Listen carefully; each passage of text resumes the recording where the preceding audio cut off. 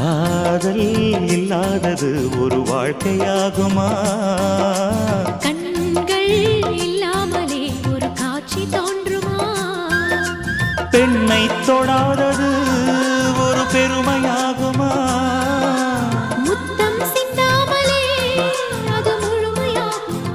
முழுமையாகுமா? காதல் இல்லாதது ஒரு வாழ்க்கையாகுமா?